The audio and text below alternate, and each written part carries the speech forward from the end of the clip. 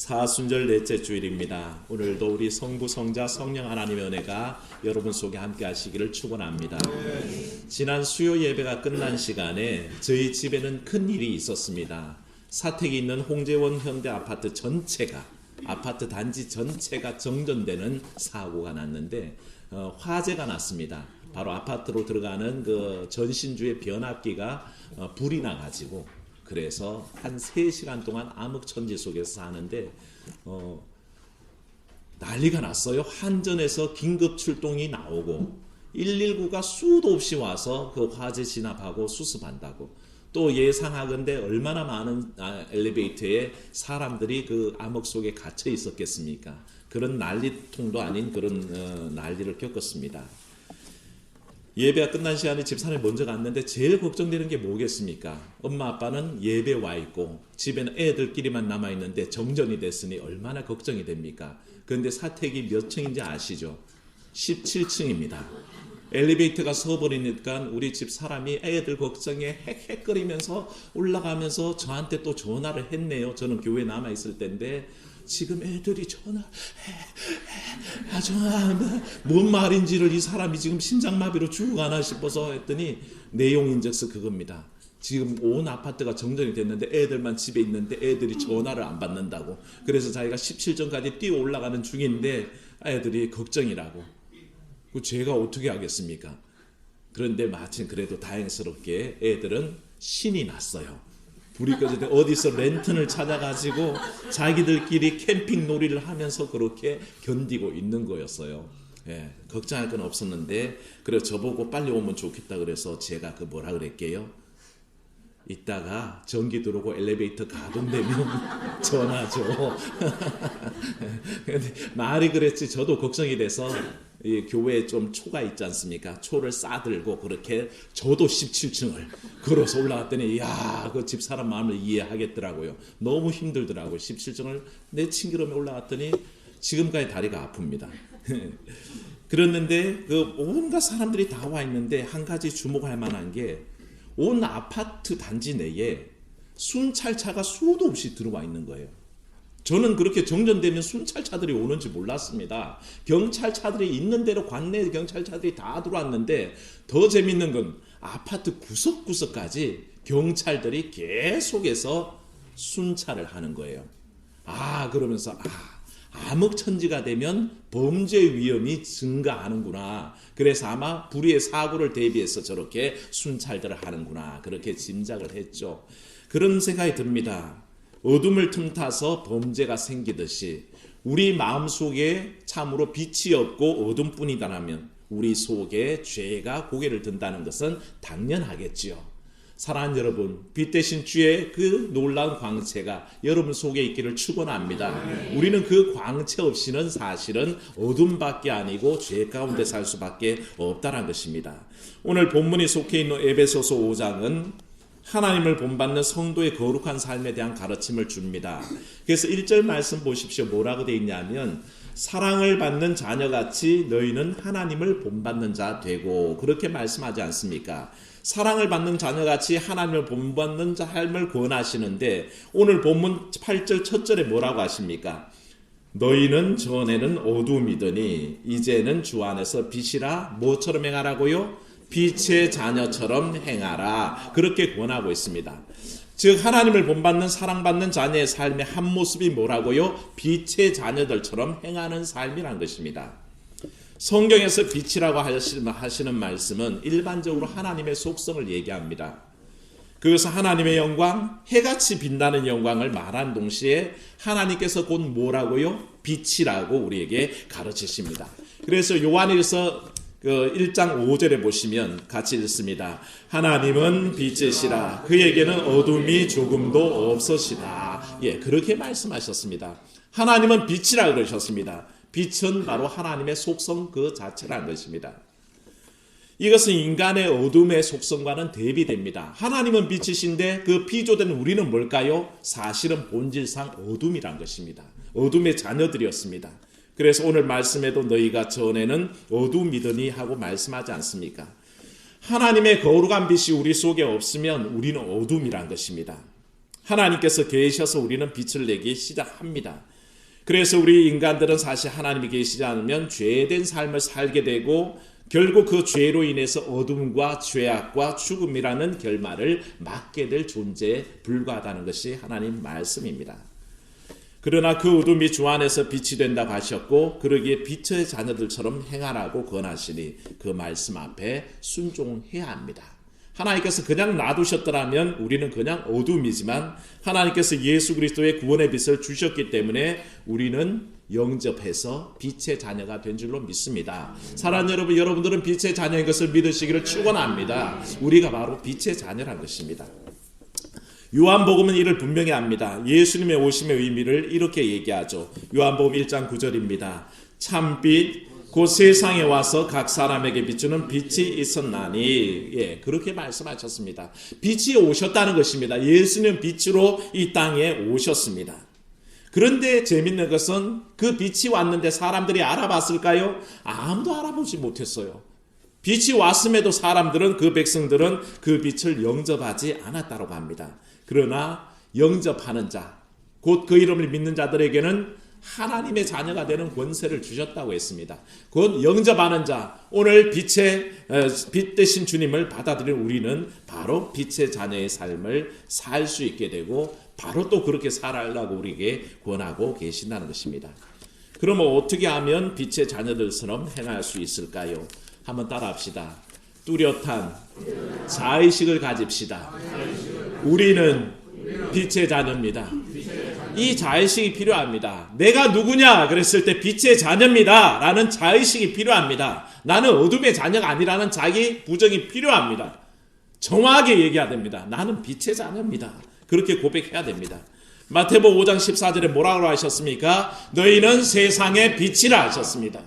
주님께서 우리 근거를 분명히 빛이라 하셨죠. 오늘 본문 말씀 8절에도 뭐라고 그랬습니까? 너희는 전에는 어둠이더니 이제는 주 안에서 빛이라 하셨습니다. 하나님이 빛이라 하셨는데 우리도 빛이라고 하셨습니다. 그러니 우리가 하나님의 속성의 일부를 가진다면 그게 빛된 삶이라는 것입니다. 이것은 우리의 전적인 변화를 얘기합니다. 어두움이 빛이 됐으니 이것은 단순한 약간의 개선이 아니란 뜻입니다. 완전한 변화를 의미합니다. 죄 가운데 죽을 인생이었는데 이제 하나님께서 우리를 어둠에서 빛으로 변화시켰었고, 그래서 하나님을 믿는다는 것, 예수님을 영접한다는 것, 성령의 인도하심을 따라 산다는 것, 그건 일부 개선이 아니라 전적인 변화된 삶인 것을 우리는 믿어야 합니다. 사랑하는 여러분, 주 안에서 변화되신 여러분 되시기를 축원합니다. 완전히 변화돼야 됩니다. 어둠이 빛이 되듯이 완전히 패러다임의 전환이 일어난다는 것입니다. 사랑하는 여러분, 그 변화가 우리를 사망에서 생명으로 옮긴 줄로 믿습니다. 우리는 바로 죄인에서 의롭게 됐다는 것을 믿으시기를 축원합니다. 영 죽을 곳에서 영생의 복락으로 옮겨졌다는 것을 우리는 확신해야 합니다. 그게 하나님께서 주신 은총입니다. 우리가 변화된다는 것, 우리가 자의식을 가졌다는 것, 나는 빛의 자녀입니다 라는 고백은 사실은 우리 삶 속에 늘 일어납니다. 내면 세계의 질서와 영적 성장이란 책의 저자 고든 맥도날드라는 그런 목사님이 계십니다. 그 교회에서 있었던 일화를 소개한 글을 봤는데요. 한 젊은 남자가, 미국의 갈비로 유명한 도시 뭐죠? 어떻게 아십니까? LA 갈비. 예. LA에서 보스턴으로 가는 밤비행기를 탑니다. 이 밤비행기를 타는 사람들은 대부분이 생활 패턴이 그렇습니다. 밤새 6시간의 비행시간 동안에 잘 자고 비행기가 도착하는 그 아침부터 또다시 자기의 바쁜 일정을 소화하려는 사람들이 그 밤비행기를 타고 가는 겁니다. 그 사람, 이 남자도 그날 그런 작정으로 탔죠. 가는 동안 6시간 내내 자고 아침부터 일해야지. 그런데 그렇게 작정하고 딱 앉아있는데 앞자리에 아기를 아는 아주머니가 타는 거예요. 그리고 그 옆에 이모처럼 보이는 젊은 여자가 같지 않습니다. 이 남자가 속으로 뭐라 그럽니까? 아이고, 자기는 다 글렀다. 오늘은 잠자는 거 틀렸네. 아니다 다를까 비행기가 이륙하고 나면부터 6시간 내내 아기는 계속 울어대고 찡을대고 보챕니다. 아기들은 굉장히 고도 변화에 민감하죠. 그래서 어른들도 비행기를 타면 귀가 멍멍하지 않습니까? 그때 어떻게 해야 되죠? 침을 꼴딱 삼키면 됩니다. 그러면 귀가 뻥 뚫리면서 그 압력 차이를 견뎌냅니다. 근데 아이들이 그걸 알 리가 있나요? 아이들은 그 기류 변화에 흔들리는 비행기의 진동도 못 견뎌합니다. 그러니까 계속해서 울어대죠. 그랬더니 이 엄마는 얼마나 패닉 상태에 빠지겠습니까? 힘이 듭니까? 안 그래도 계속 아이를 안고 왔는데 또 비행기에서 그렇게 칭얼대니 힘든데 그 옆에 이모처럼 보이는 그 젊은 여자가 아이를 얼르고 달랩니다. 심지어는 저절 토해가지고 자기 옷도 다 버리고, 그리고 또 애기들은 심심하면 싸대는 똥을 싸가지고 그거 어떡합니까? 갈아줘야죠. 그렇게 비행기는 온통 젖비린내와 똥냄새로 가득 차 있었습니다. 완전히 공황 상태죠. 패닉이 돼 있는데 이 젊은 이모처럼 보이는 계속 아이를 얼르고 달래고 아이의 토사물을 닦아주고 그렇게 헌신적입니다. 참 이모가 대단하다 싶었는데 마침내 비행기가 비행장에 도착하고 다 내렸습니다. 그런데 그 내릴 때에 이 남자가 알게 됐습니다. 이 여자는 이 애기 엄마와 아무 상관이 없는, 이모라고 생각했는데 전혀 이모가 아니는 생판 처음 보는 생면부지의 사람이라는 것을 알게 됐습니다. 그러니까 이 남자가 갑자기 이제 생각이 나는 거죠. 그 6시간 동안에 이 젊은 여자가 했던, 이모가 한다라고 생각했던 그 모든 일들을 돌아봤더니, 아니 그럼 생판 모르는 사람에게 저렇게 했던 거야 싶어서 이 젊은 여자에게 물어보는 거죠. 어떻게 그렇게 하셨죠? 생판 모르는 사람을 왜 그렇게 돌봤죠? 그 아이랑 아무 상관도 없는데 왜 그랬죠? 물었더니 이 젊은 여자가 딱 한마디로 대답합니다. 저는 크리스찬입니다. 그렇게 대답하는 겁니다. 다른 이유가 없습니다. 나는 크리스찬입니다. 나는 크리스찬이로서 그렇게 합니다 라고 대답하는 그 얘기. 이 얘기를 듣고 이 남자가 감동을 받았습니다. 그래서 결국엔 어느 교회 다니냐고 물어봤고, 그래서 결국 이 맥도날드 목사님의 교회에 등록했다는 얘기가 그 소개되어 있는 것을 봤습니다. 전 크리스찬입니다. 이 대답 하나가 충분히 설명이 될까요? 그런데 이 남자는 그 설명으로 충분히 받아들였다는 것입니다. 나의 선행이, 나의 빛된 삶이 전해질 때에 확실하게 나는 크리스찬입니다. 나는 믿음의 사람입니다. 나는 기독교인입니다. 그 고백 속에 수많은 사람들이 동의한다는 것은 얼마나 놀라운 일입니까? 사랑 여러분, 빛의 자녀된 자의식이 여러분 속에 있기를 축원합니다. 우리는 빛된 삶을 살아야 됩니다. 요한복음 8장 12절에 말씀하시기를 나는 세상의 빛이니 나를 따르는 자는 어둠에 다니지 아니하고 생명의 빛을 얻으리라 그랬습니다. 그게 우리의 자의식입니다. 빛된 삶, 내가 어떻게 살아야 될지를 작정하는 것, 내가 그리스도인으로서, 내가 하나님의 백성으로서, 빛의 자녀로서 어떻게 살아야 될지 정확하게 인식한다는 것은 굉장히 중요한 일이라는 것입니다. 성 어거스틴의 회심을 여러분들은 잘 아십니다. 우리가 아는 어거스틴은 기독교 역사상 위대한 사상가 아닙니까? 바울 이후에 가장 위대한 기독교 사상가로 그렇게 꼽는 분들이 많습니다. 그는 독실한 어머니 모니카의 아들이었죠. 모니카의 신앙적인 영향력 속에 자랐지만 그의 젊은 시절은 방탕과 방황의 시간들이었습니다. 그는 많이 교회 심취했었고 그리고 방탕한 삶을 살아서 늘 어머니 모니카의 기도 제목이었습니다. 그런데 어느 날 친구의 별장에 내려가 있는 동안에 동네 아이들이 동료를 부르는데 들려오는 소리가 있습니다. 톨레 레게, 톨레 레게. 들어서 읽어라, 들어서 읽어라. 이 말을 듣고 어거스틴이 그 말에 사로잡힙니다. 그래서 들으라 읽으라는 대로 성경을 딱 펼쳤더니 로마서 13장이 나옵니다. 여러분들도 이런 거 흉내내지 마십시오. 괜히 하나님 뭐라 그러시냐 샥 했다가 이상한 말씀 떨어지면 골치 아픕니다. 이 말씀도 이제 어거스틴이 펼쳐 읽었더니 거기에 이런 말씀입니다. 로마서 13장 13절 낮에와 같이 단정히 행하고 방탕하거나 술 취하지 말며 음란하거나 호색하지 말며 다투거나 시기하지 말고. 그 뒷구절입니다. 오직 주 예수 그리스도로 옷 입고 정욕을 위하여 육신의 일을 도모하지 말라. 아멘. 이 말씀을 어거스틴이 보고는 이 말씀에 완전히 사로잡힙니다. 그 이후에 모든 삶은 그는 바뀝니다. 내가 그리스도인으로서 어떻게 살아야 할지를 알게 됩니다. 내가 빛의 자녀로서 어떻게 살아야 될지를 알게 됩니다. 그 이후로는 흔들림 없이 믿음에 정진했고 그래서 우리가 다 아는 기독교 사상가가 됐죠. 여러분들이 잘 아는 고백록이나 신의 도성이나 이런 책들은 유명한 책입니다. 얼마나 수많은 후대에게 영향력을 주었습니까? 결국 하나님의 자녀로서 삶의 정체성을 발견할 때에 뚜렷한 빛의 자녀로서의 자의식을 가질 때 그때의 인생의 변화는 시작되는 것입니다.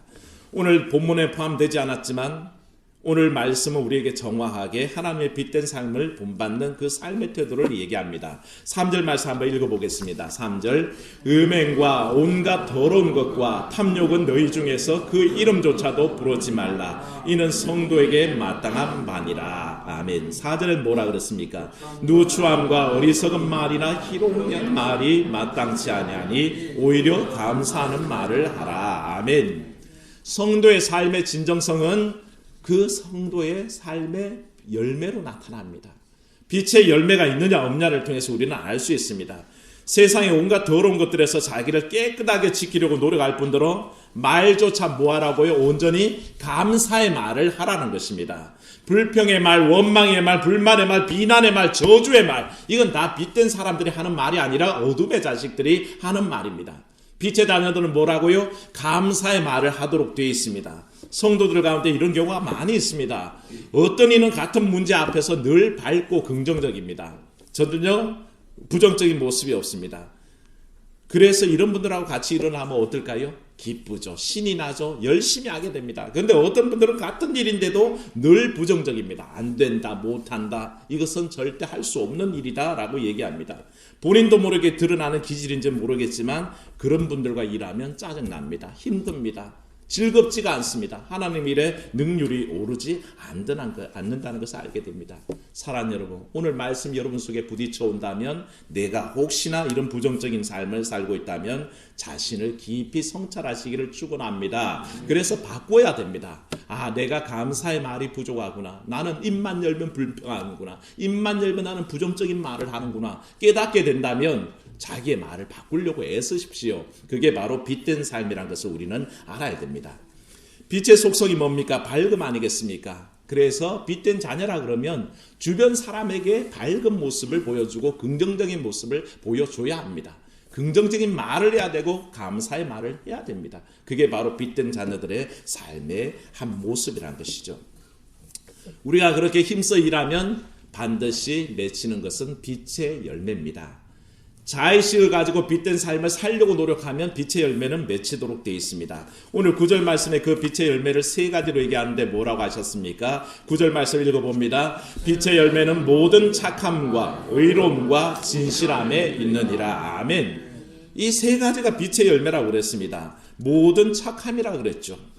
크리스찬이 되어서 빛의 자녀라는 사람들이 못됐다 소리 듣는 것보다 더 나쁜 일은 없습니다. 세상 사람들도 칭찬할 때 야, 착하다, 저 사람 착한 사람이야 라고 그러면 얼마나 좋은 칭찬입니까? 그런데 하물며 빛된 자녀라는 우리가 사람들이 손가락할 때 아이고 저 인간 못돼 빠졌어, 그 소리를 듣는다면 우리가 얼마나 제대로 살지 못하는 것이겠습니까? 착한 것이 열매라 그랬고요. 두 번째는 뭡니까? 의롭다는 것이 열매라 그랬습니다. 의롭다는 것은 굽지 않은 겁니다. 어긋나지 않는 겁니다. 곱고 바르게 산다는 것입니다. 어둠에 사는 사람들은 절대 의롭지 않습니다. 그들은 남의 등쳐먹기를 좋아하고 남을 사기치고 속이고 괴롭힙니다. 하지만 빛의 자녀들은 어떻다고요? 의로운 삶을 산다 그랬습니다. 또 빛의 자녀는 뭐라고요? 진실하다 그랬습니다. 그 말이 진실하고 행동이 옳다는 뜻입니다. 미국에서 목회하다가 오신 목사님들 얘기를 들으면 미국에서는 목사라는 지위가 어떤 데 상황에서도 제가 목사입니다 이렇게 얘기하면 믿어준답니다. 아, 목사님이셔요? 그러면 그 말의 진정성을 인정한답니다. 그런데 한국에서는 이 목사입니다 말 잘못 꺼내면 뭐 취급당해요? 사기꾼 취급을 당해요. 자승자박이죠. 그동안 우리가 온전히 못 살아왔기 때문에 그렇게 됩니다. 오중 목사가 거짓말하고 오중 목사가 사기를 쳤으면 이제 목사라 그래도 아무도 안 믿겠습니까? 사랑하는 여러분, 돌아봐야 될 얘기입니다. 어떤 엄마가 아이들을 데리고 버스를 타는데 막내가 나이보다 체구가 적어요. 1학년에 갓 들어갔는데 버스비를 안 내보려고 얘 학교 안 다녀요. 그리고 큰애 차비하고 자기 차비만 내고 탔어요. 그랬더니 막내가 뭐라 그랬게요? 엄마 나 학교 다녀. 왜 교회 다니면서 거짓말해? 그렇게 한 한마디 때문에 엄마는 얼굴이 벌개지고 주변에 보던 사람들도 다 민망해지는 상황이 왔다는 것입니다. 아이들 눈길을 조심하십시오. 아이들은 정직하고 의롭습니다. 착합니다. 그 앞에서 속이려 그러면 늘 우리가 그런 한마디를 듣게 되죠. 엄마는 교회 다니면서 왜 그래? 아빠는 교회 다니는 사람이 왜 그래? 이런 말을 듣는다면 우리는 착한 것이 아니란 것입니다. 진실해야 됩니다. 속이지 않아야 합니다. 언젠가 우리 이 대한민국의 한국교회 나는 크리스찬입니다. 나는 빛의 자녀입니다. 이 말 한마디가 보증수표가 되는 날이 올 줄로 믿습니다. 우리의 삶을 고쳐야 됩니다.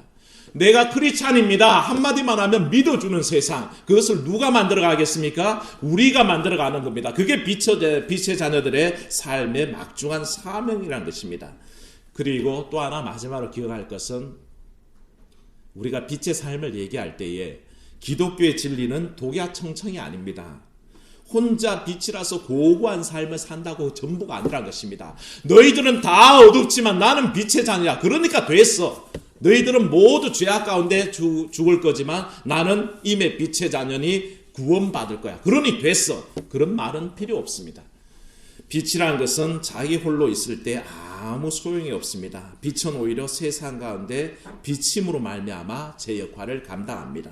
11절 말씀에 뭐라 그랬습니까? 너희는 열매 없는 어둠의 일에 참여하지 말고 도리어 뭐하라고요? 책망. 나 혼자 빛이니까 됐다가 아닙니다. 세상의 어둠에 대해서 책망하라는 것입니다. 개입하라는 것이죠. 13절 말씀에 뭐라 그랬습니까? 그러나 책망을 받는 모든 것은 빛으로 말미암아 드러나나니 드러나는 것마다 빛이니라. 드러나게 하라는 것입니다. 어둠이 드러나게 하고 어둠이 가시도록 노력하라는 것입니다. 우리 주님도 마태복음 5장 16절에 이렇게 말씀하셨죠. 읽습니다. 이같이 너희 빛이 사람 앞에 비치게 하여 그들로 너희 착한 행실을 보고 하늘에 계신 너희 아버지께 영광을 돌리게 하라. 아멘. 영광을 돌릴 수 있도록 우리의 삶을 빛을 드러내는 일로, 사람들에게 영향력을 행사하는 일로, 빛된 삶으로 인도하는 일에 헌신하라고 불러주시는 겁니다. 빛은 어둠 가운데 비칠 때에 가장 효율성이 있습니다. 혼자 있는 빛은 아무 소용이 없습니다. 꿈이 있는 자유 3집에 소원이라는 복음성가가 있습니다. 그 노랫말 중에 이런 노랫말이 있습니다. 한번 들어보십시오. 아는 찬양일 텐데 삶의 작은 일에도 그 마음을 알기 원하네. 그 좁은 길로 가길 원해. 나의 작음을 알고 그분의 크심을 알며 소망 그 깊은 길로 가기를 원하네. 저기 높이 솟은 산이 되기보다 여기 오름직한 동산이 되길, 내 가는 길만 비추기보다는 누군가의 길을 비춰준다면. 이게 빛의 자녀의 삶의 의미란 것입니다. 나 혼자 빛나는 건, 내 앞길만 비추고 있는 건 아무 소용이 없습니다. 누군가의 빛이 되어서 누군가의 길을 비춰주는 빛이 바로 빛의 자녀들의 역할이란 것입니다. 사랑하는 여러분, 나의 앞길을 빛을 비춰주는 그런 빛의 자녀 되시기를 축원합니다. 그걸 위해서 우리 주님께서는 우리를 불러주셨습니다. 우리가 이 역할을 제대로 감당하면 14절과 같은 일이 일어납니다. 14절 마지막으로 읽습니다. 그러므로 이르시기를 잠자는 자여 깨어서 죽은 자들 가운데서 일어나라. 그리스도께서 너에게 빛주이시리라 하셨느니라. 아멘. 모든 잠자는 자, 모든 어둠에 있는 자, 모든 캄캄한 속에 있는 자, 빛이 없는 자, 그들을 향해서 주님은 뭐라 하십니까? 깨어나라고 얘기하십니다. 그들이 모두 깨어나서 빛의 자녀가 되면 어떤 역사가 일어나냐? 바로 죽은 자들 가운데서 일어나는 역사가 일어난다는 것입니다. 어둠은 죽음이지만 주께서 그 빛이 비추어지면 잠자는 자가 일어나고 죽은 자가 생명 가운데 살아나는 역사가 나타날 줄로 믿습니다. 여러분들이 빛의 자녀로 살면 여러분 가정이 살아날 줄로 믿습니다. 우리가 온 크리스찬들이 빛의 자녀로 살아나면 이 대한민국이 살아날 줄로 믿습니다. 바로 그 역할을 오늘 우리에게 부여하셨고 불러주셨습니다. 이 빛된 사명을 가지고 주 안에서 늘 빛 대신 주님 쫓아 승리하시는 삶을 살기를 주의 이름으로 축원합니다. 은혜로우신 아버지 하나님, 어둠뿐인데 캄캄함 속에 있는 우리를 빛의 자녀로 불러주시니 감사합니다. 하나님, 주님께서 우리를 불러주셨기에 우리가 빛임을 고백하며 아버지, 이 빛된 열매를 맺을 수 있는 삶을 살게 힘쓰게 도와주시옵소서. 우리 빛을 세상 가운데 비추어서 수많은 이들에게 그 어둠 속에 광명을 허락하며 오직 아버지 주의 그 밝음으로 말미암아 온 사람들 속에 부정적이고 나쁜 것들 다 물러가고 온전히 긍정적이며 밝으며 감사의 삶이 넘쳐나도록 축복하여 주시옵소서. 우리 삶을 인도하시는 주님께 삶을 위탁하오니 받아 주시옵소서. 주 예수님 이름으로 기도하옵나이다. 아멘.